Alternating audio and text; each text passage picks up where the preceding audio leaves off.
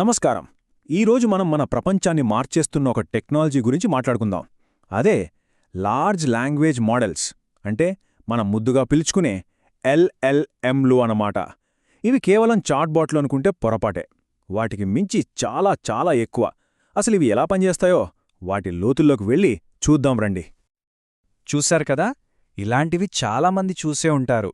ఒక చాట్బాట్కి ఇలాంటి ఒక ప్రాంప్ట్ ఇస్తే అది ఇలాంటి ఒక కవితను రాసేస్తుంది. అసలిది ఎలా సాధ్యం అని మనలో చాలామందికి ఆశ్చర్యం కలగక మానదు. నిజంగా చెప్పాలంటే ఇది ఏదో మాయలా అనిపిస్తుంది కదా. ఒక మెషీన్ ఇంత క్రియేటివ్గా ఎలా ఉండగలుగుతుంది? ఇక్కడే అసలు ప్రశ్న మొదలవుతుంది. ఈ మెషీన్ నిజంగా ఆలోచిస్తోందా, లేకపోతే కేవలం మనమిచ్చిన డేటాను బట్టి తర్వాతి పదాన్ని ఊహిస్తోందా? ఇదే మనం ఈరోజు లోతుగా తెలుసుకోబోతున్నాం. రండి, ఈ టెక్నాలజీ వెనుకున్న ఆ మ్యాజిక్ ఏంటో బయటకు తీసి చూద్దాం. సరే, ఈ మ్యాజిక్ ఎలా పనిచేస్తోందో అర్థం చేసుకోవాలంటే ఆ పేర్లోనే ఉంది అసలు విషయం. Large language model. ఈ 3 పదాల వెనకున్న కథ ఏంటో చూద్దాం. ఒక ఎల్ఎల్ఎం అంటే, సింపుల్గా చెప్పాలంటే, అదొక చాలా పవర్ఫుల్ ప్రోగ్రామ్. మనుషులు మాట్లాడే భాషలో ఉన్న ప్యాటర్న్స్ని గుర్తించడం కోసం దీనికి ట్రైనింగ్ ఇస్తారు.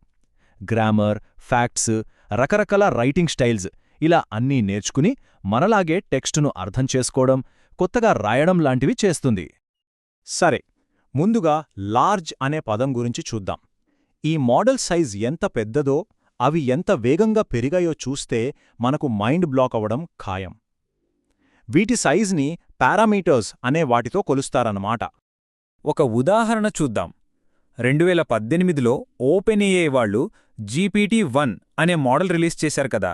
అందులో 117 మిలియన్ల పారామీటర్స్ ఉండేవి. అప్పట్లో అదే చాలా పెద్ద నంబర్. కాని చూడండి, ఒకే ఒక సంవత్సరంలోనే దాని నెక్స్ట్ వర్షన్ GPT-2 ట్రైనింగ్కి సుమారుగా $50,000 ఖర్చయింది. టెక్నాలజీ ఎంత ఫాస్ట్గా ఎదుగుతోందో చెప్పడానికి ఇదొక చిన్న ఉదాహరణ మాత్రమే. కానీ అసలు కథ ఇక్కడే మొదలైంది. 2022 వచ్చేసరికి గూగుల్ వాళ్ల పామ్ మోడల్ ఏకంగా 540 బిలియన్ పారామీటర్స్కి చేరుకుంది. ఆలోచించండి, మిలియన్ల నుంచి బిలియన్లకి, అది కేవలం 4 ఏళ్లలో. మరి ఇంత పెద్ద మోడల్ని ట్రైన్ చేయడానికి ఎంత ఖర్చయిందంటారు? అక్షరాల $8 మిలియన్. ఈ విపరీతమైన పెరుగుదల వెనక ఒక సింపుల్ ఐడియా ఉంది. దాన్నే స్కేలింగ్ లాస్ అంటారు. అంటే మోడల్ ఎంత పెద్దదిగా చేస్తే, దానికి ఎంత ఎక్కువ డేటా ఇచ్చి ట్రైన్ చేస్తే అది అంత పవర్ఫుల్ అవుతుంది. అందుకే కంపెనీలు కోట్లు కుమ్మరిస్తున్నాయి. సరే, లార్జ్ గురించి చూసాం. ఇప్పుడు లాంగ్వేజ్ దగ్గరికొద్దాం. ఒక మెషీన్ మనలాగా పదాలను చదవలేదు. దానికి కనిపించేవన్నీ నెంబర్లే. అందుకే అది ఏం చేస్తుందంటే టెక్స్ట్ని చిన్న చిన్న ముక్కలుగా విడగొడుతుంది. ఈ ముక్కలనే టోకెన్స్ అంటాం. ఉదాహరణకు టోకనైజర్ అనే పదం ఉందనుకోండి. దాన్ని టోకన్, ఐజర్ అని 2 ముక్కలుగా విడగొట్టొచ్చు. ఇలా చేయడం వల్ల ఉపయోగమేంటంటే, మోడల్కి ఎప్పుడూ చూడని కొత్త పదాలొచ్చినా వాటినిలా ముక్కలు చేసి అర్థం చేసుకోగలదు. మనకు సంధి విడదీయడం లాంటిదన్నమాట. ఇక చివరిగా మోడల్. దీని అసలు పనేంటో తెలుసా? ఆశ్చర్యంగా చాలా సింపుల్. ఇచ్చిన టోకెన్స్ తర్వాత వచ్చే నెక్స్ట్ టోకెన్ ఏమై ఉంటుందో ఊహించడం. అంతే. ఒక వాక్యం మొత్తం రాయడానికి ఇదే పనిని మళ్ళీ మళ్ళీ మళ్ళీ చేస్తూనే ఉంటుంది. ఓకే, బేసిక్స్ అర్థమయ్యారు కదా. ఇప్పుడు కొంచెం పెద్ద పిక్చర్ చూద్దాం. ఎందుకంటే అన్ని ఎల్ఎల్ఎంలు ఒకేలా ఉండవు. వాటిలో కూడా రకరకాల విధానాలు, కొత్త కొత్త మోడల్సు, ఒక పెద్ద ఫ్యామిలీనే ఉంది. మొదట్లో చూస్తే 2 మెయిన్ టైప్స్ ఉండేవి. ఒకటి జీపీటీ లాంటి ఆటో రెగ్రెసివ్ మోడల్స్. ఇవి నెక్స్ట్ పదాన్ని ఊహించడంలో కింగ్స్ అన్నమాట.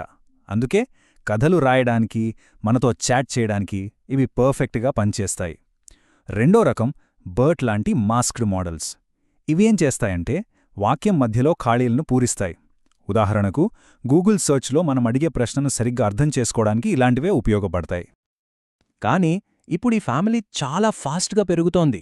టెక్స్టుతో పాటు ఇమేజ్లు, ఆడియోను కూడా అర్థం చేసుకునే మల్టీ మోడల్ మోడల్స్ వచ్చేశాయి. ఇంకా ఒక పెద్ద పనిని చిన్న చిన్న ఎక్స్పర్ట్స్కి పంచి వేగంగా పూర్తి చేసే మిక్స్చర్ ఆఫ్ ఎక్స్పర్ట్స్ మోడల్స్ కూడా ఉన్నాయి. కొన్ని మోడల్స్ అయితే సమాధానం చెప్పే ముందు ఒక సమస్య గురించి స్టెప్ బై స్టెప్ ఆలోచించడానికి ట్రైన్ చేయబడ్డాయి. వాటినే రీజనింగ్ మోడల్స్ అంటాం. అంతేకాదు, లెన్మా, మిస్ట్రల్ లాంటి ఓపెన్ సోర్స్ మోడల్స్ కూడా వస్తున్నాయి. దీనివల్ల ఎవరైనా వీటిని వాడొచ్చు, ఇంకా కొత్త కొత్త ఆవిష్కరణలు చేయొచ్చు. ఓకే, ఈ టెక్నాలజీ వల్ల చాలా అద్భుతమైన కొత్త పవర్స్ వచ్చాయి. కానీ ఒక నాణానికి రెండు వైపులున్నట్టు కొత్త శక్తులతో పాటు కొత్త సమస్యలు కూడా మొదలయ్యాయి. ఇప్పుడు ఎల్ఎల్ఎంలు కేవలం టెక్స్ట్ రాయడానికే పరిమితం కాలేదు. అవి ఇంకా చాలా చేయగలవు.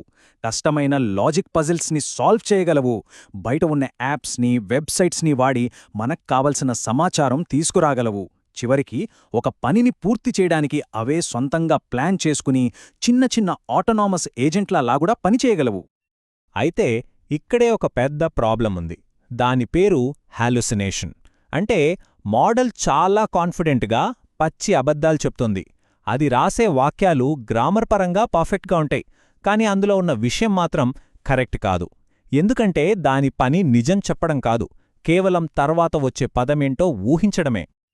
ఇంకో పెద్ద సమస్య ఏంటంటే, ఈ మోడల్స్ అన్నీ ఇంటర్నెట్ నుంచి నేర్చుకుంటాయి కదా, అంటే మనుషులు రాసిన కోట్ల కొద్దీ పేజీల నుంచి.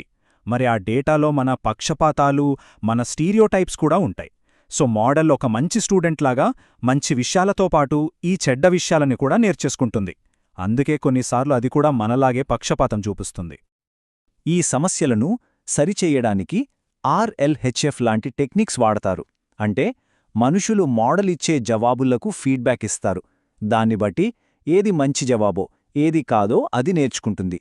కానీ ఒక ఎక్స్పర్ట్ చెప్పిన ఈ మాట చాలా ఆలోచింపజేస్తోంది.